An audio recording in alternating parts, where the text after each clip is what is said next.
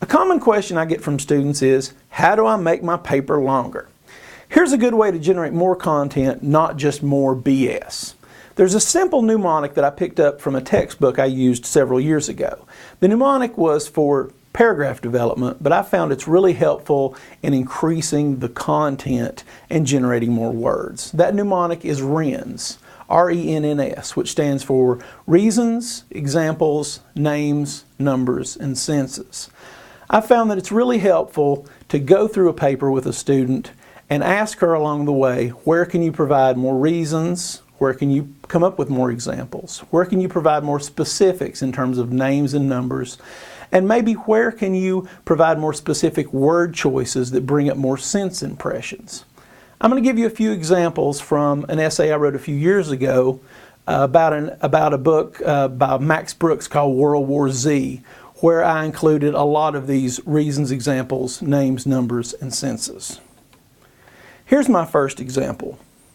As the novel cycles through over 40 narrators, with the interview engaging speakers ranging from a suburban housewife from Oklahoma to a Russian Orthodox priest in Siberia, Brooks takes aim at numerous cultural targets from the internet to the cult of celebrity.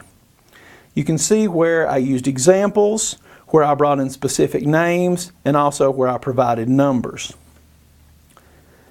The next example focuses on using words and word choices that provide sense impressions.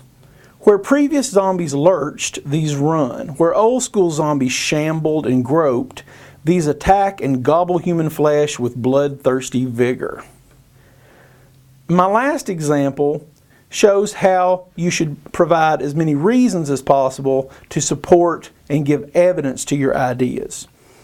Brooks' major point is that technology has made mankind weak and susceptible to attack. He supports this idea by making air bombardment, lasers, nukes, and biological weapons, key elements of today's high-tech military, either ineffective in fighting ghouls or so counterproductive as to provide a greater risk to the survivors than the living dead. So, the next time that you're stuck at 800 words on a 1,000-word paper, ask yourself, where can I provide more reasons, examples, names, numbers, and senses?